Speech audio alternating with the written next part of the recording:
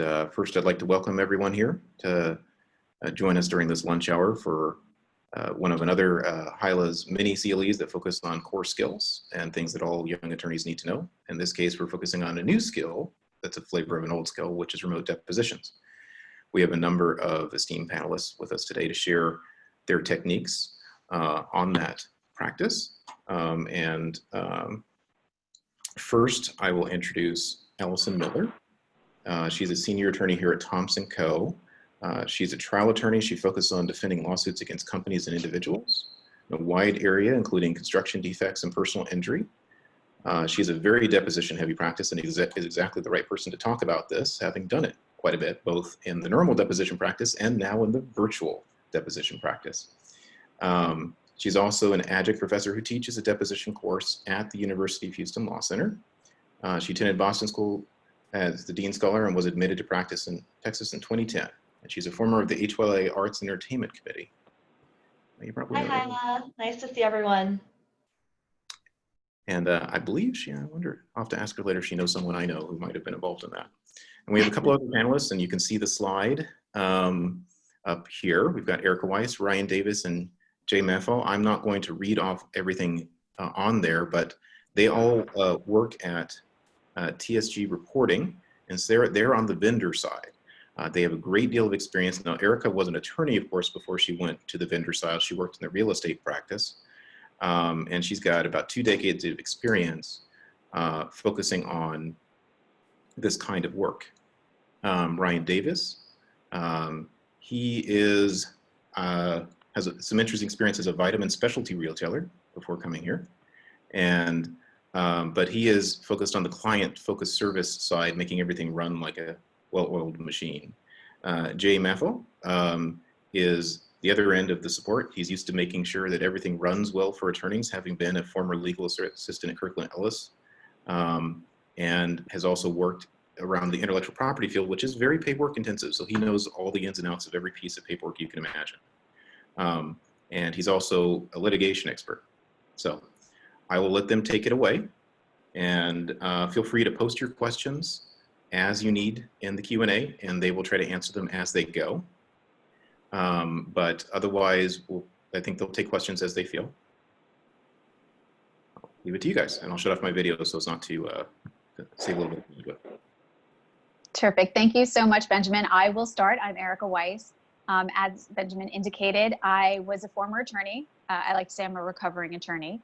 I've been with TSG for almost a decade, so I am very familiar with depositions and, of course, remote depositions, having become even more of an expert in the field in the past 3 months, given all the changes.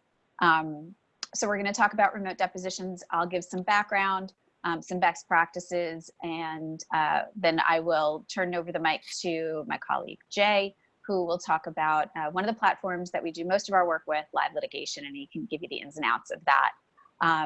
As Benjamin indicated, if you have any questions, feel free to put them in the Q&A or raise your hand. If I don't see them, I will ask Jay to interrupt me and point them out so that I make sure we get them as they go along. Feel free to interrupt.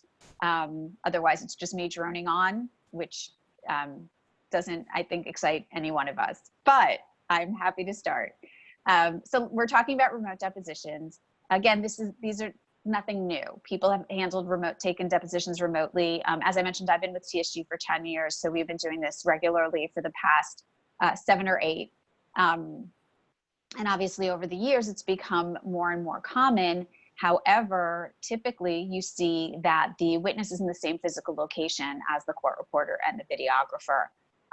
Given COVID-19 and limitations on when and where we can be in physical proximity with others, we now have our court reporter and our videographer entirely remotely.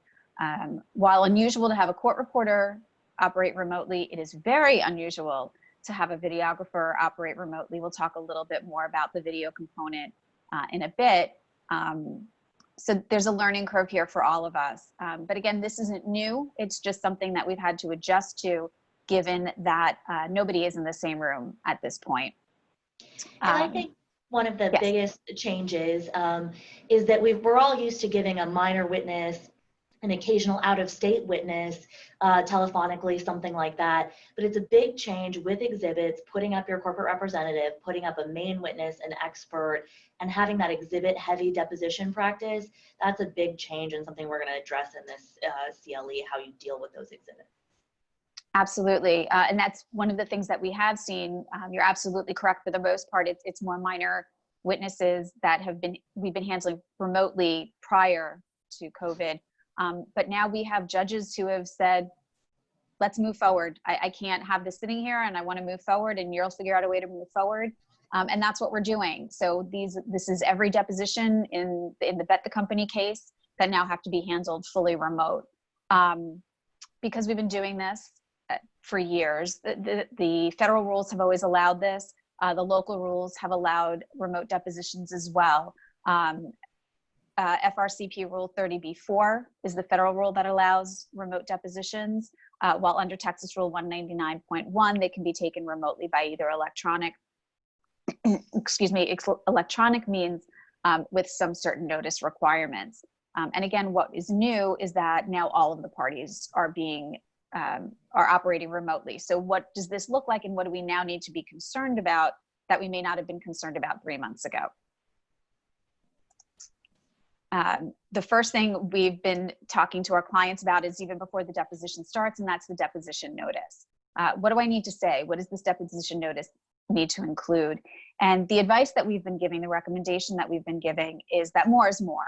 As much information as you can give to provide your witnesses with as much notice as possible. Let them know essentially what they're in for. We start by saying the deposition is going to be taking place remotely. And to the extent you can be specific, indicate that it's going to be taken via a particular platform so that the witness has the opportunity, and opposing counsel as well, has the opportunity to experience and learn about that platform if they're not familiar with it. You want to state that the deposition will be taken securely, either via a secure conference line or via secure platform, whatever that platform may be. Yes, and it's important to make sure that we do have it secured. You can, for example, in Zoom, make sure that you're not letting additional people in to your Zoom. We've heard about Zoom bombing.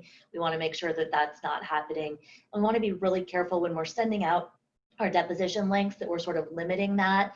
And some people in your notice, while you can indicate that it's going to happen via Zoom, you can wait until the day of to actually send the Zoom link so that it's not getting passed around or anything happens to affect the security. Correct.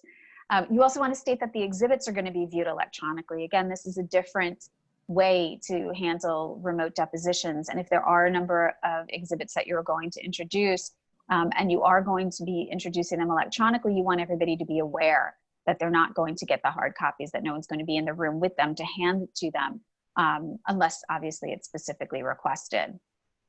And this is especially important in depositions in which the witness is appearing with a subpoena ducis tecum. You want to make sure that you have an agreement ahead of time with counsel, as the rules don't specifically state when they have to provide the documents pursuant to the subpoena. Your subpoena's ducis tecum could request compliance prior to the deposition in the notice, and that's something to definitely consider doing. A lot of expert witnesses will come to their deposition with a flash drive, as we all know. That doesn't work if we're taking it remotely. So especially in cases of expert witnesses or any other witness with a subpoena, make sure you have a Rule 11 in place with opposing counsel.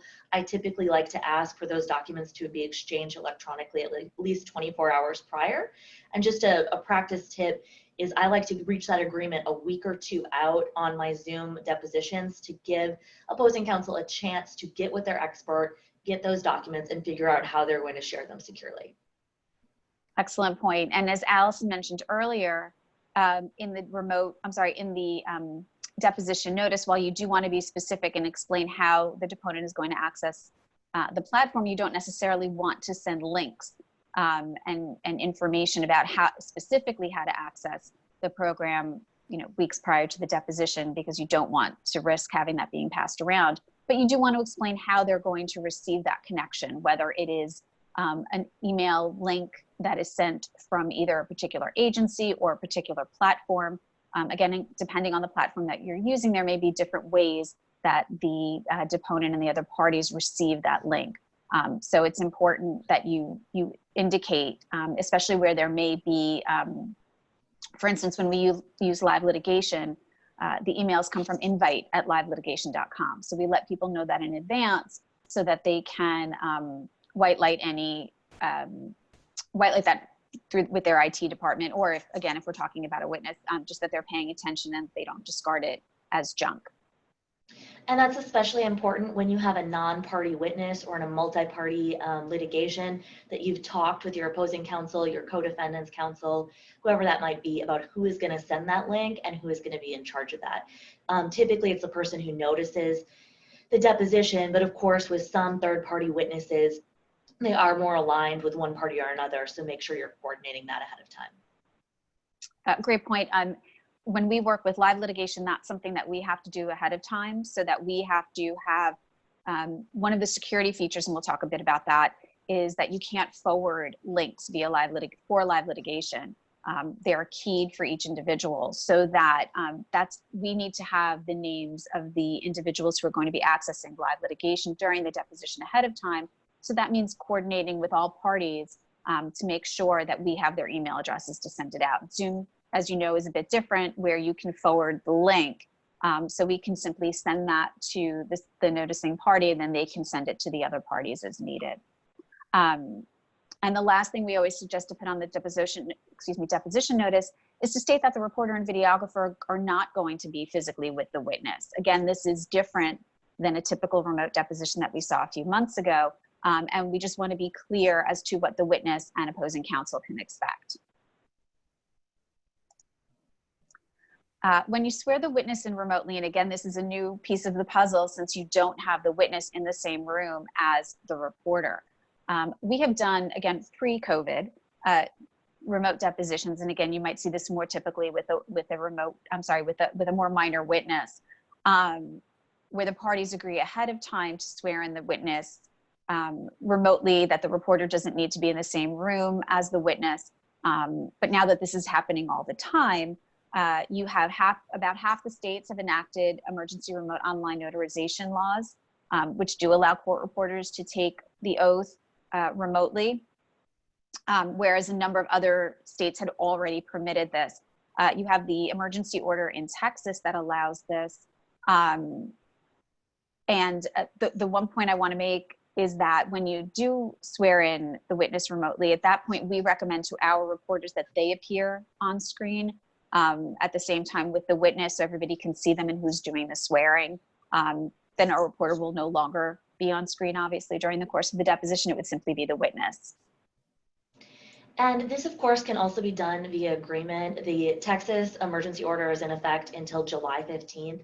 If you're scheduling out past that, it's still a little unclear if that order is going to be extended, if opposing counsel is going to push back. So it's just a good practice now to go ahead and put a written agreement, Rule 11, in place so that you know what you're doing for your later summer depositions.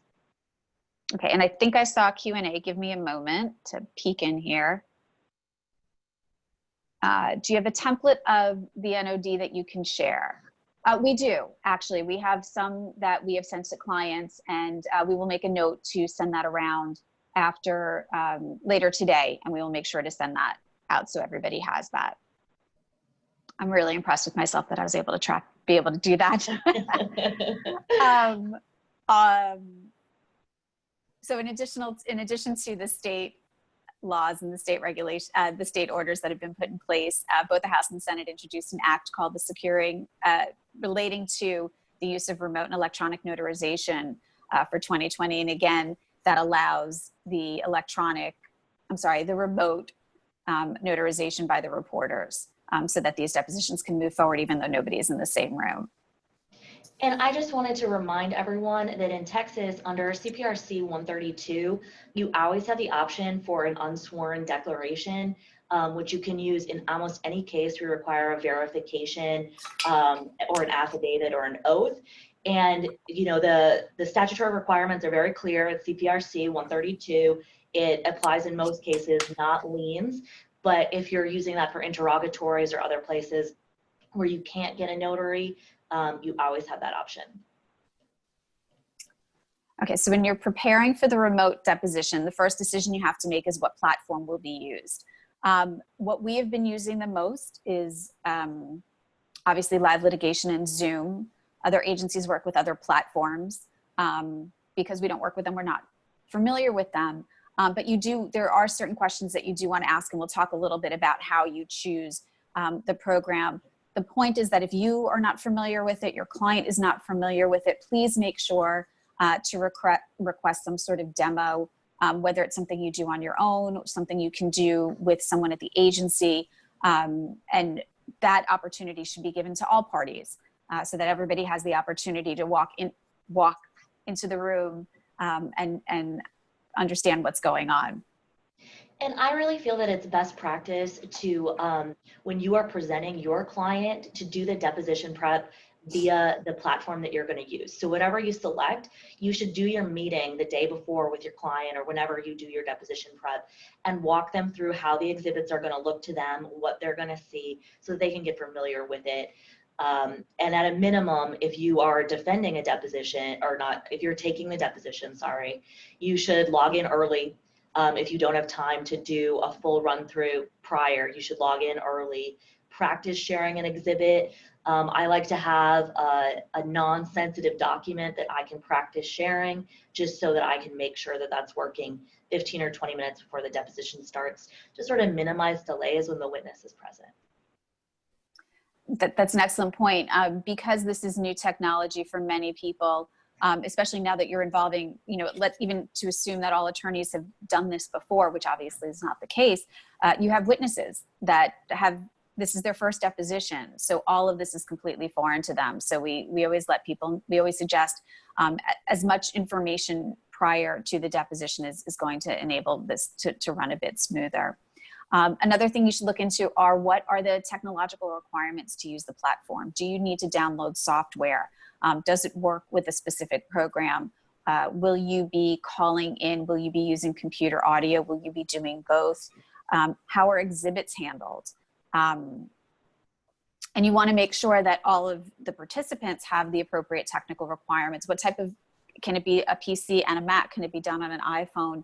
Can it be done on an iPad? You want to make sure, similar to the points that we've been making, that everyone has the ability to log in. And I think that there was sort of a question on that about issues with witnesses at video depots seeing an exhibit and using hard copies and mailing them ahead of time. I don't think that's a bad idea.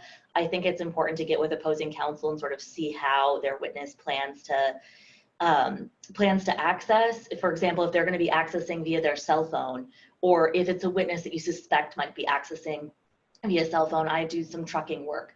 A lot of truck drivers are going to be accessing via cell phone, not via a large screen. It might be helpful to send those exhibits ahead of time in hard copy. Otherwise, you end up having to read aloud from your exhibits to the witness, which can be really time consuming. Also an excellent point. We always suggest to use whatever device gives you the most physical real estate, gives you the largest screen, because as you said, to look at exhibits on a cell phone is very different than looking on a regular monitor. So, at the very least, be aware of how people are going to be accessing the program, and do your best to make sure that the witness has as large a screen as possible. Obviously, in certain cases, it's going to be a phone and there's nothing that can be done about it, but you just want to be aware of it ahead of time so you yourself are prepared for it.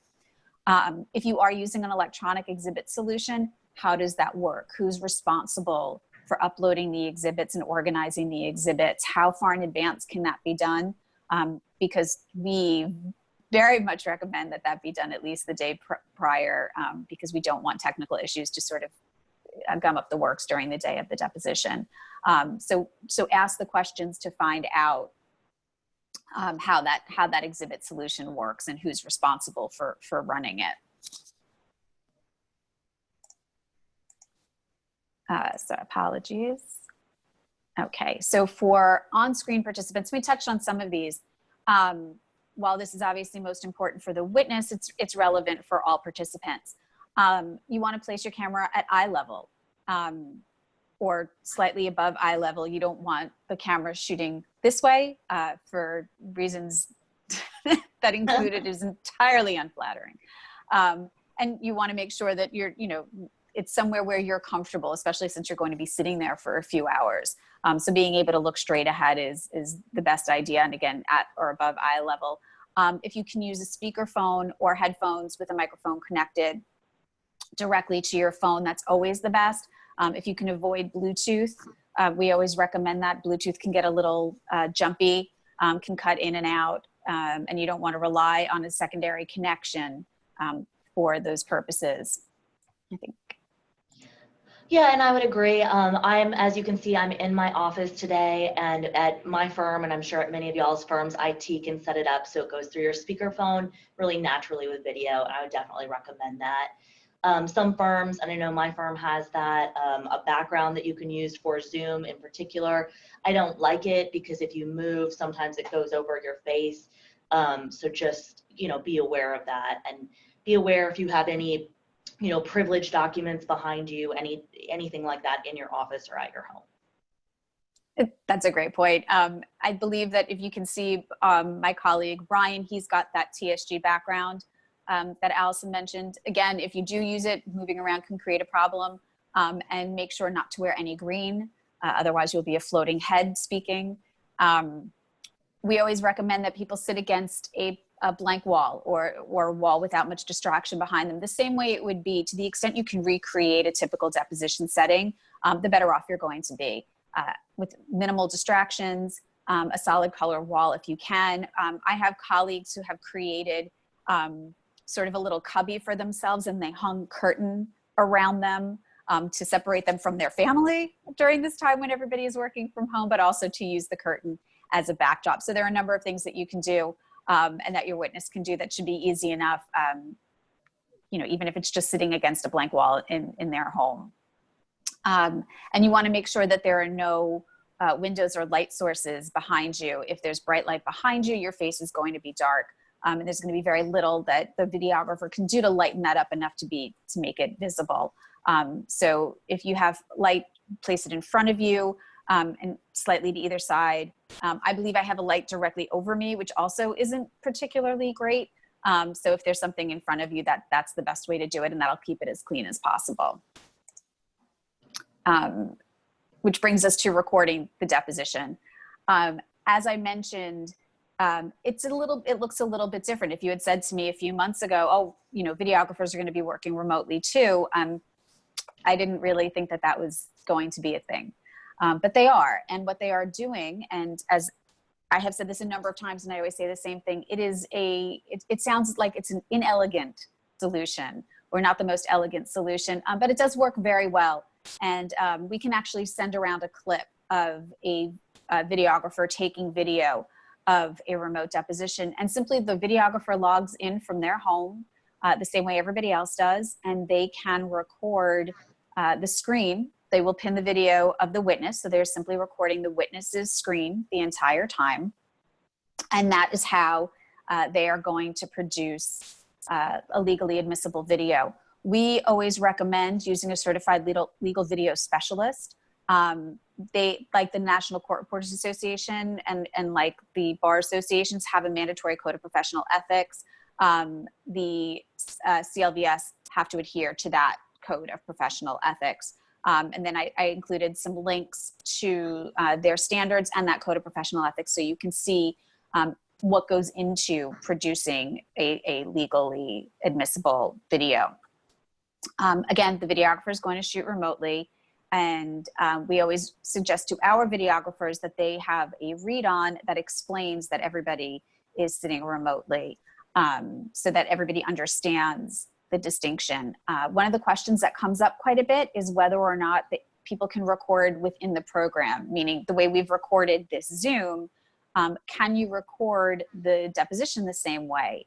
And our best practice is you want to use a legally certified videographer. And that is because you want a record, you want a video where the videographer can go on and off the record appropriately, where they can timestamp the document, and then you have something with quality audio and video that can be properly synced to the transcript later, So you can create your video clips, which is the purpose of recording the deposition in the first place. So that has always been our recommendation. And with regard to the read-on, it's not required under the Texas rules currently, given the emergency orders, but it's good practice to have it. And as things change, it's a good idea. I think that that's definitely something that you want to do.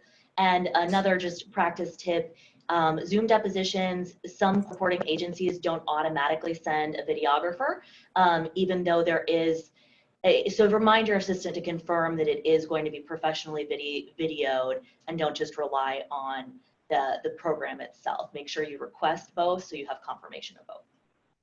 Exactly. Speaking solely for TSG, we will not automatically send a videographer unless someone requests one. That goes for pre-COVID, current, during COVID, post-COVID. We will send a videographer only when one is requested. So please make sure if you do need that deposition recorded that you do request the videographer. During the deposition, the same things that you should keep in mind when you are taking an in-person deposition are still in play when you're taking a remote deposition, even more so. And you have to be even more cognizant of speaking slowly, speaking over others, waiting for your turn, and stating who's speaking before you speak, especially when you have large numbers involved in the deposition. If it's one attorney on each side and the witness, it's a lot easier for the reporter to keep track of who's speaking. But when you have a number of parties involved. I'm sorry, Allison, go on. Oh, no, I was just going to say, in multi-party litigation, make sure that you have an agreement that an objection for one is an objection for all, so you're not all speaking over each other. Correct. You want to limit the amount of talking over. It's when I always tell people, reporters can't take down two people speaking at once. They have to make a judgment call of whose words they're going to choose. It is that much harder over the phone or over video. So please make sure that you are speaking slowly, introducing yourself, make sure appearances are noted on the record in the beginning. And the one thing that we highly recommend is either creating a standing order with your agency prior, or making sure that you provide the order to the reporter at the end of the deposition. Very often people are so eager to get off the phone and be done with the deposition that they don't place an order. And then we then have to chase them down and ask what they want. And our goal is to make sure you have what you need when you need it. So the last thing we want to do is start bothering you at the end of a deposition and say, we didn't get the order. So please make sure before you hang up, before you disconnect, that either you have a standing order in place or you've provided the reporter with your order. You want to ensure that the witness is going to be on screen at all times.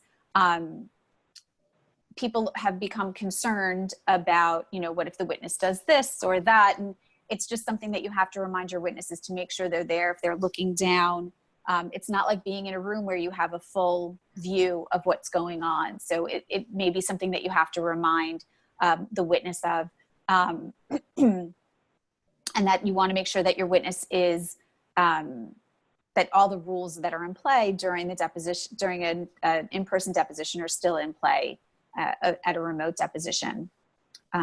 If technical issues do arise, and again, we're working with phone lines and computer lines, we're working with different platforms, we're working with a number of different people on different equipment, your court reporter and your videographer should be your first line of defense. If they are properly trained, they can troubleshoot minor issues during the deposition. If that doesn't work, if for whatever reason they can't, your next best bet is to pick up the phone and call your agency. I can speak for TSG. The people who answer our phones are our calendar department. In addition to scheduling, they are highly trained on the platforms and are able to troubleshoot any issues over the phone. If for some reason they can't solve a problem, we have a very close relationship with live litigation. So I can speak for live litigation in that we have the opportunity to pick up the phone, call them, and get an immediate answer, rather than, we don't suggest that our clients reach out to live litigation directly. We have a relationship with them and we can get answers much faster. So we always suggest doing that. And just anticipate that you're gonna have issues. It's gonna take longer. It's like having an interpreter. Just budget more time. Excellent. Taking a break and going off the record during the deposition, it's the same as if you were in the room. reporter is going to stop writing. The videographer is going to stop recording.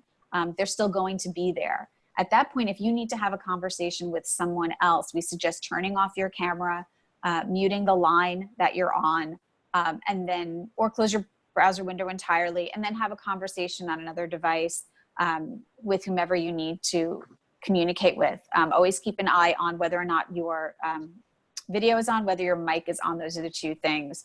And then a lot of platforms, Zoom included, do have a chat feature where you can communicate with others on your team where others can't see it, although you do want to confirm and make sure that is the case. And it's undiscoverable, and you want to confirm and make sure that's the case as well.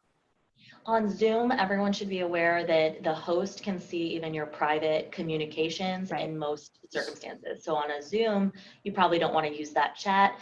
I have my clients, when I present them, practice with me going off, and then I call them on their cell phone separately, because otherwise there's just a lot of room for error. I have them go, mute, turn off the video, walk into a separate room, and then we talk on the phone after I've confirmed. And you probably want to do that with your more senior attorneys as well, who are less familiar. I've definitely seen a more senior attorney forget that just because he wasn't familiar with technology. So. Exactly. Then now you have the big decision of which platform you should use for your remote deposition. There are a number, as I mentioned before, there are a number of different remote solutions. They all have their strengths. They all have certain weaknesses, and you want to be aware of them. And there are a lot of questions to ask. The first is, what are the technical requirements? Again, is this software that you need to download? Is there an app that you need to use? Is this web-based? What do I need to use it on? Can I use it on a Mac? Can I use it on a PC? Can I use it on my phone? Make sure that you're covering all bases and that the people who are participating on your end know exactly what they have available to them, so you can properly make a decision. What type of security can it provide? Obviously, in the beginning of this, Zoom was ill-equipped, as I believe a lot of platforms were sort of ill-equipped for the very quick uptick in how many people were using their platform. And certainly I don't think Zoom anticipated that people would be taking depositions over Zoom so quickly and so frequently.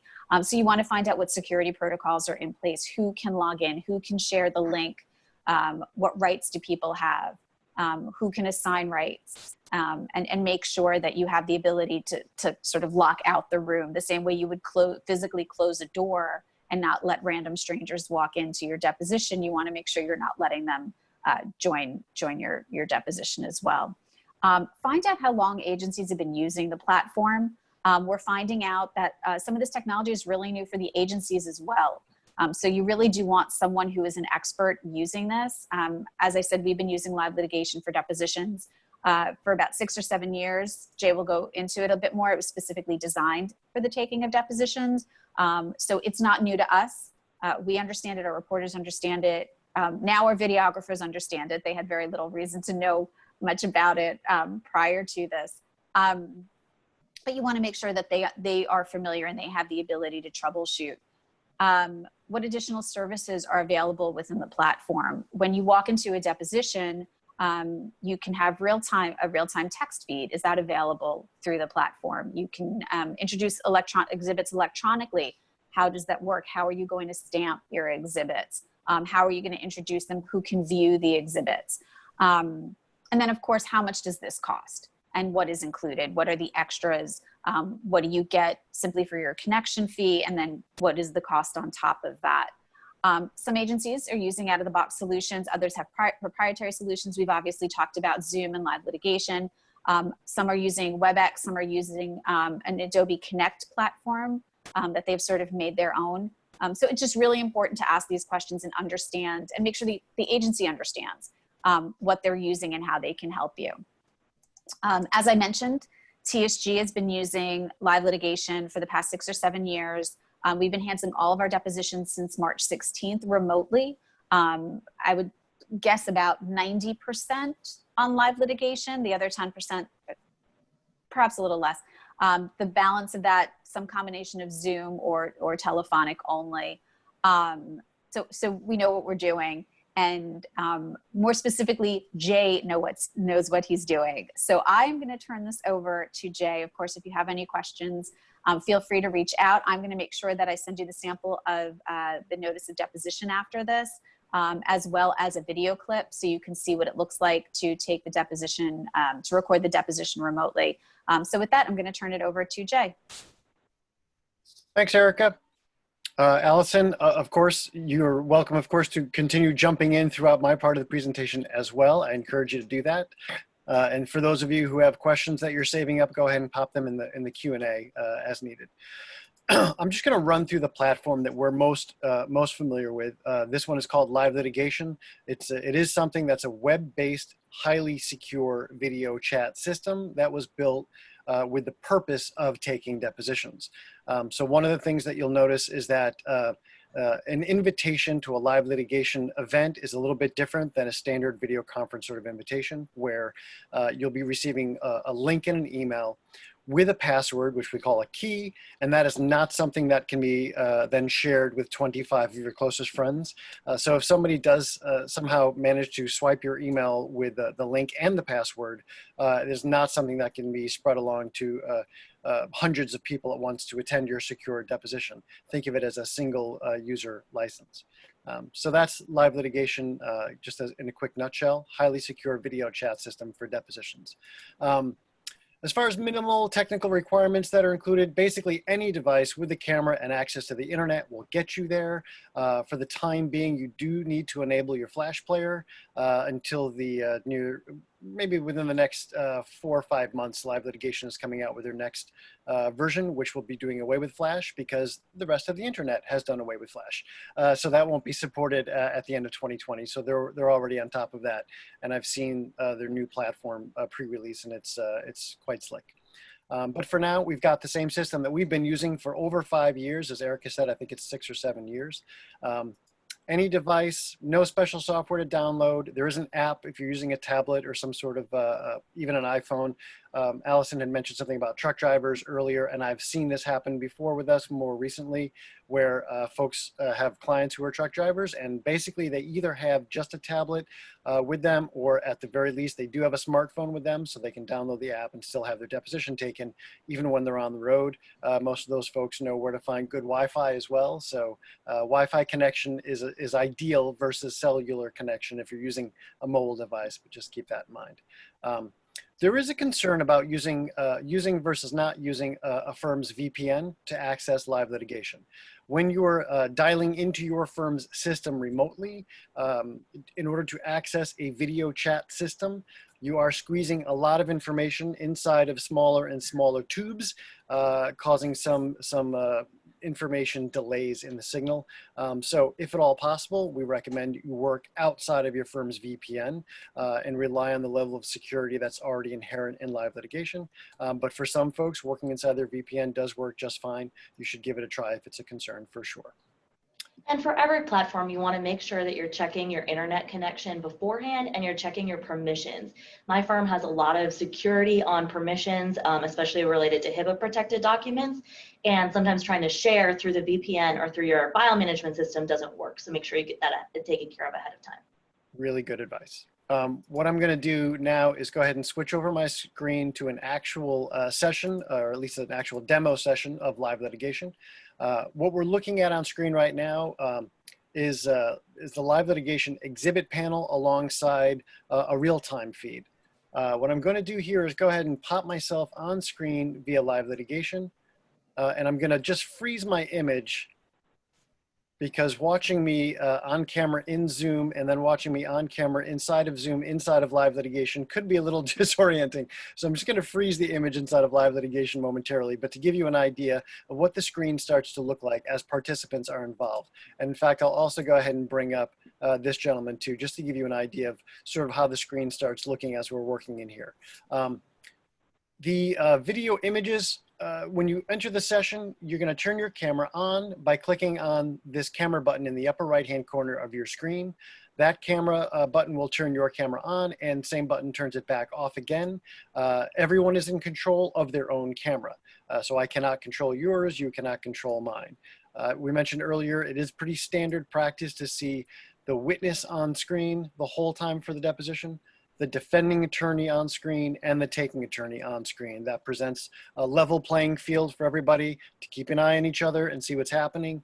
It seems, at least during the COVID-19 time that we're all facing, that allows for everyone to essentially be in the same room as much as possible if all three members are on screen. If there are other participants who are going to be speaking, it's a really good idea to be on screen because not only do reporters pick up on visual cues in addition to hearing you, but also you can pick up on each other's visual cues as well. If I'm going to object, I'm going to instinctively raise my hand and make sure that someone's paying attention to me. And when I'm on camera, there's a little bit more access of communication happening there. And you do want to make sure that you can see opposing counsel. Not that anyone would ever do this, but should your opposing counsel with his witness be nodding or suggesting, which happens naturally, but you want to make sure that you're watching that so we don't have any coaching, because all those same rules apply. Absolutely. And you want to make sure by keeping an eye on folks too, it's pretty apparent if somebody is staring down at their phone, sending texts to other people during your deposition. I just thinking of that anecdotally. I don't have evidence of this. I'm going to go ahead and fire up a real-time feed as well, so that you see on the screen there is the ability down below the video panels to view a real-time feed as well. So for folks who utilize real-time, typically when there's a deposition happening, when you're all in the same room together, if you use that feature, then it's important to have a feature like this available inside of the platform you're using to take remote depositions. I do not have a court reporter with me today, so clearly these are not the words that I'm speaking here, but I will tell you that you want an interactive real-time feed, not just a video image of a real-time feed. And by interactive, what I mean is I can go ahead and click on any of the lines of testimony as they're going by, and I can create highlight quick marks in the left-hand column where that time code is. That's good for quick and easy reference. The buttons down below the real-time feed are all fully functional. So if I need to run a word search, I can do so by clicking on the magnifying glass and look for language in the transcript. The same button turns that search feature off again. The green arrow facing down to the left here is a pause button for my real-time feed. You will see that the bottom line continues to scroll, but if I wanted to rewind, I could do that during the deposition. I could look for those areas where I hit the highlighting there if I need to. Clicking on that arrow restarts the scroll back in present time. I can even click this button, the third one in from the left. It gives me a real-time highlight report. It does show me everywhere that I click the highlighting during the transcript, and I can even ask it to show me a few lines before and after the text to give me some context of where I clicked for those highlights. So fully functional real-time feed inside of a remote deposition platform while you're utilizing the video chat system. You can see where this is something that was built especially for taking depositions. I will mention at this time too that the real-time feature is sort of an a la carte item. So if you're working with colleagues on a remote deposition and some of you utilize real-time and some of you don't ever use that feature, you don't have to have it on your screen while others can have it on their screens. So it's good to have some flexibility there. Without the real-time feed in our demonstration right now, you would just have more screen real estate for video panels. Speaking of video panels, this system can accommodate up to 16 participants on screen during a deposition, 16. You can actually have up to 200 participants in the session altogether. So while I have yet to see a deposition that has 200 folks participating, and rarely have I seen 16 people on screen, you do get an idea of sort of the capabilities that are here. Along those lines, with the video panels, something that I'll show you on screen here, not only can I freeze my image awkwardly the way that I did, but if I wanted to customize the video panels that I have here, wanted to see less of myself and more of my witness, I could hover my mouse over the video panel and grab the bottom right-hand corner triangle and shrink myself down to the size of a postage stamp and move myself around the screen as if I needed to. If I got disoriented with this, I could, of course, return everything back to its original size. On the right-hand side of my screen, you'll see that I have an exhibit up on the screen, just a quick demonstration of what this looks like. What you're seeing here is the sort of the angle from the taking attorney's viewpoint. What I'm going to do is actually take this exhibit back off the screen for a second. You'll see that real live litigation takes advantage of the new screen real estate here and expands everything as large as possible. But I'd like you to follow me to the green taskbar up top. And I'm going to go ahead and click on the Exhibit Files button, which is 2 to the left of the camera button. That opens up my exhibit folder. This exhibit folder is a secure folder for all of the parties, but for the moment we're imagining I'm a taking attorney, and we'll imagine Allison is my defending attorney. So when I open up this exhibit panel inside of live litigation, this is where I can securely store my exhibits for use during the deposition. Allison has the same button on her end, but when she opens up the folder, her folder will remain empty. She never has access to the taking attorney's folder of potential exhibits, not before, not during, and not after any deposition. These are here securely for myself and for other members of my own team. And that's really important for any sort of platform, is you want to make sure you have to have your exhibits ready ahead of time.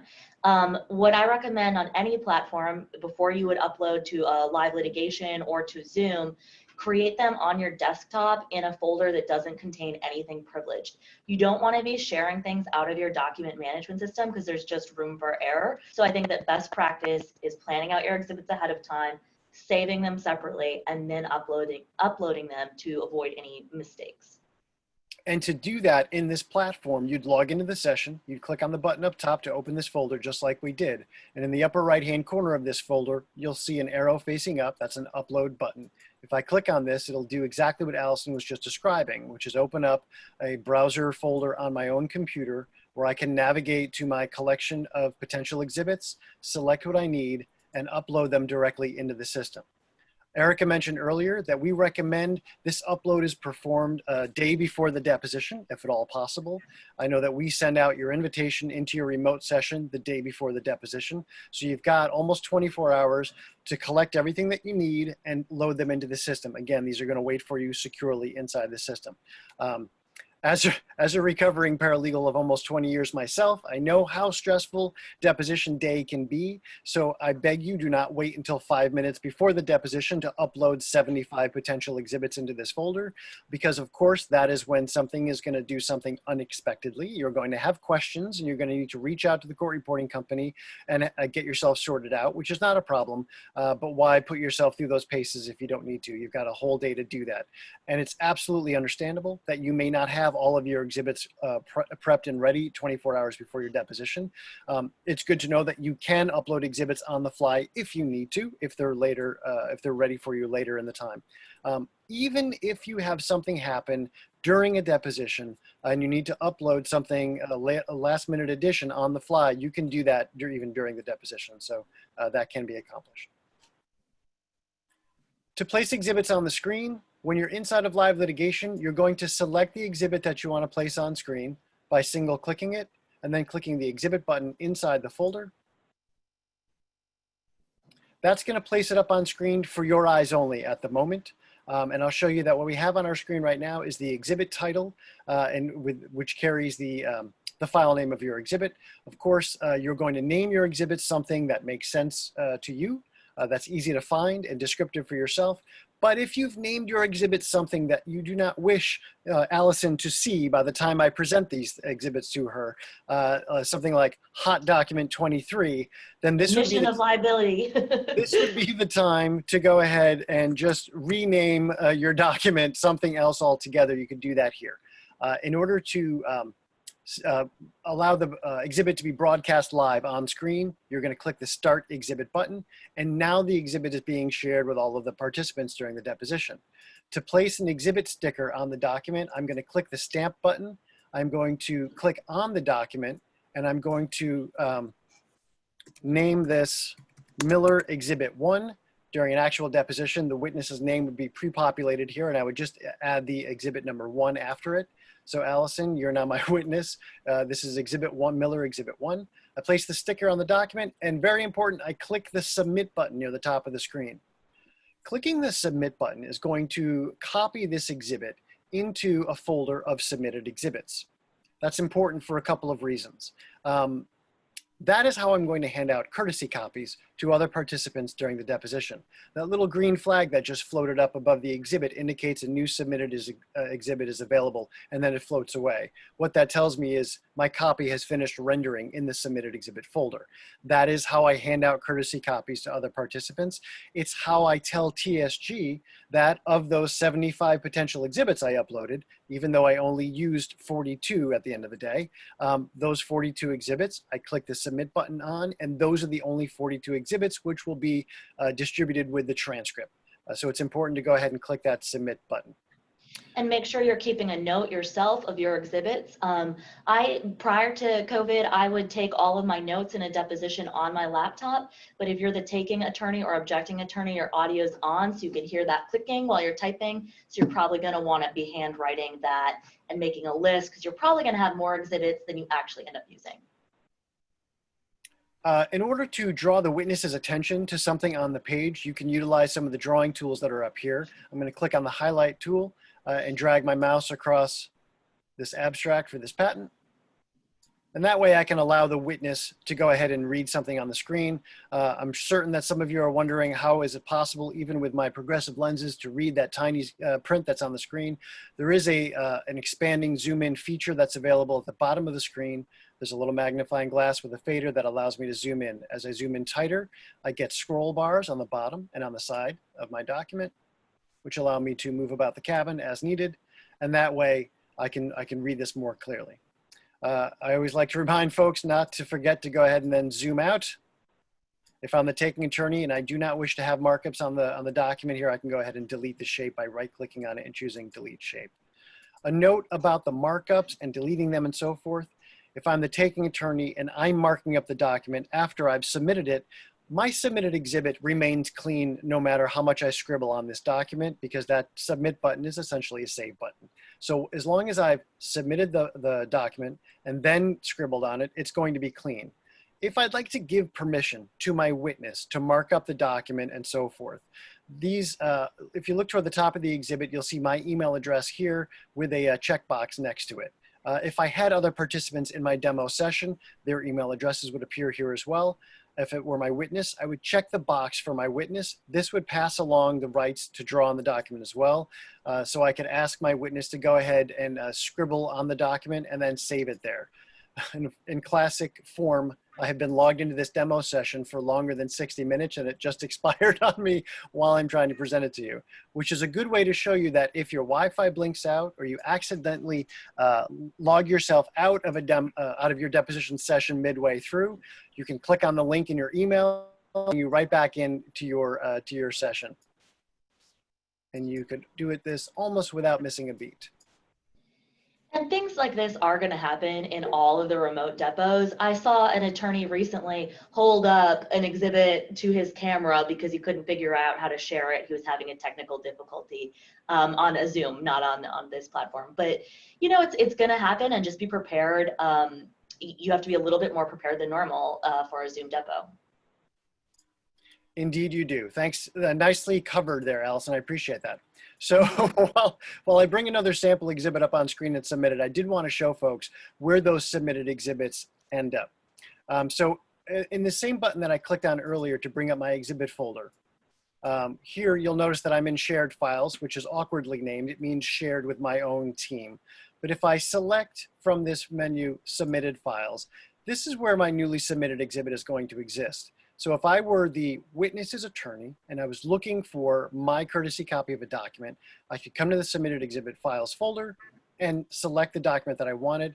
I could either download it directly onto my computer, preview it on a separate screen where I can review the document at my own pace, independent of the live document on screen, or I can even click exhibit and bring it back up on screen if I need to cross-examine with the document that was introduced earlier in the day. There's one more button in here that I want to show everybody as far as live litigation is concerned. There is a chat feature. This is something that was touched on earlier. By clicking on the button that looks like a couple of speech balloons from a cartoon strip, you'll see that I have the ability to go ahead and text directly with my group. The groups are always going to be created based on your own team. So the same rule that sets up your exhibit folder is going to set up your chat room as well. So only members of your own team, whether it's 3 people from your own law firm. And if you have co-counsel from another law firm as well and you're working together, you just let us know and we'll make sure that you guys are all on the same team, have the ability to communicate securely within the platform if you need to do that. Your opposing side, of course, will have their own chat room to do the same thing. And it's important to note that we never place a witness inside the chat rooms for something that we discussed earlier. We don't want to give the possibility of a witness to be coached mid-question inside of this platform. Those are most of the basics for live litigation. I'm going to go ahead and steer things back to our Q&A. If anybody has any questions at this point, I highly encourage you to go ahead and throw them out. We definitely want to make sure that everyone has a thorough understanding of the platform, of remote depositions in general, any things that you guys have experienced that you rubbed up against that you need solutions for. I can certainly expand on some more of these things here, but I'm just going to pause for 1 second to see if anybody does have any questions that they want to call out.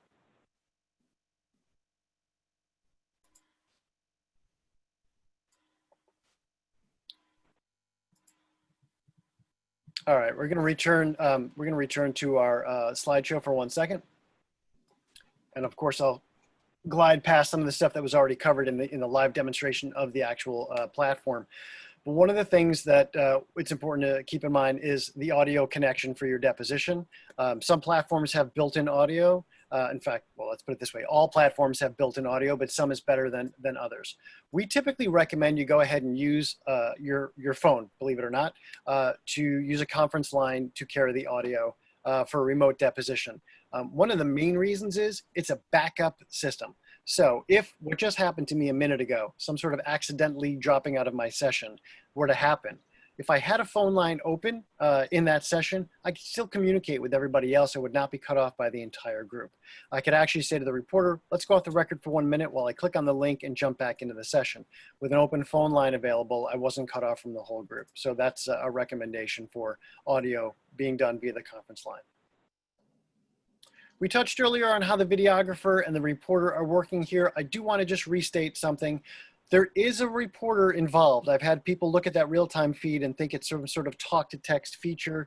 We're not there yet. While technologies are advancing across the board for sure, and we can all talk to text into our phones for short periods of time, there's no software that can quite yet go ahead and divvy up exactly which of the 16 speakers are speaking at that time and create a certified transcript for a deposition. So there is a court reporter who's logged into the session and on the line the same way that you are. We discussed that the videographer is remote as well, doing their thing.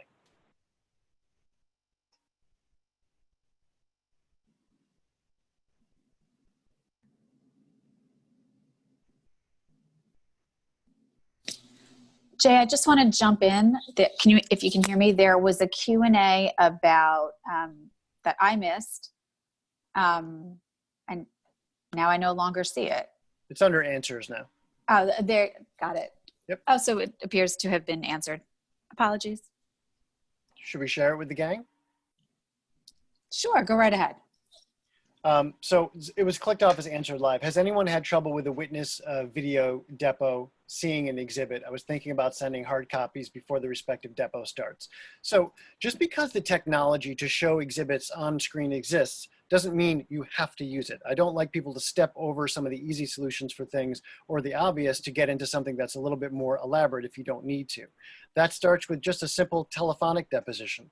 If that's acceptable for your means, don't rule it out. When it comes to electronic exhibits, if you have the ability to present paper exhibits between the parties and that's acceptable to everybody, do not rule it out. You can do that if you need to.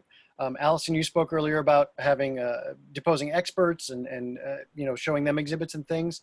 I did have a client recently who was going to take an expert report, and the only item that was really in question here was that expert's own report with the attachments to that report. And it was simply easier for everyone involved to have a copy of that expert report on hand, so that even if they were going to plop the exhibit up on screen momentarily just to mark it and submit it on the record, everybody had easy access to a second copy of that exhibit on paper as well.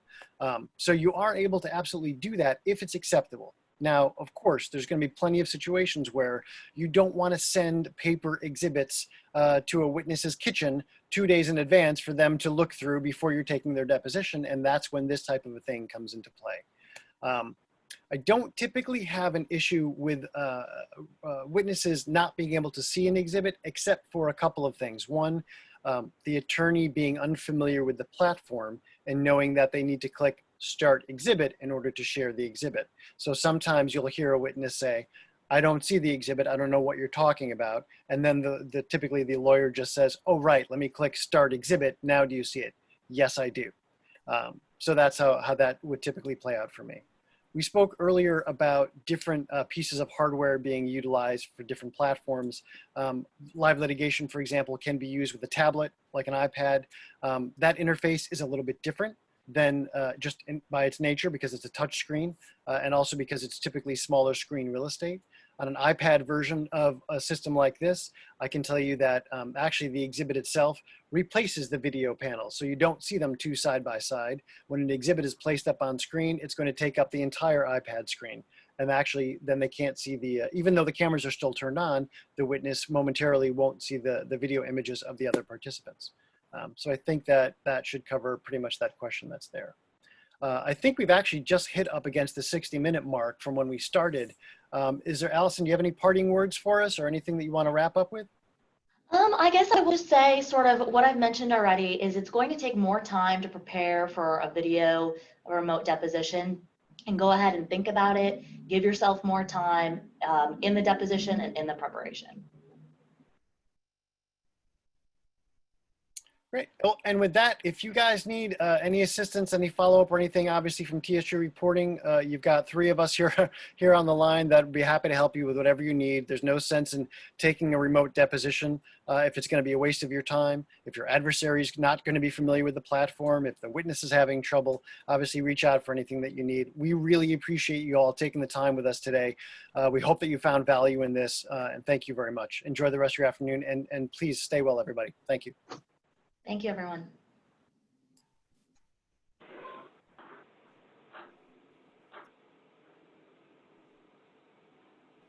And thank you everyone for attending. We have, let me post the CLE number in the chat, and I'll also email it to everybody later. But let me pull it up real quick.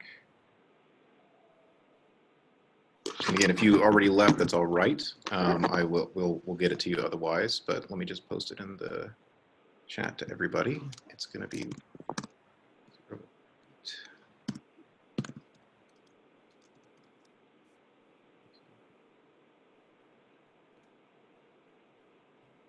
that is a post right there. That's the number. Everyone should self-report. Go to the State Bar's website and put in that number, and that will get you auto-filled credit for having attended this CLE. And I'd like to thank our panelists for taking the time out of their day. I know everything's very busy right now, and you can also see an error right there that I'm not supposed to be doing, which is the extra light of the sunlight right back there. So don't do that. That's a lesson learned.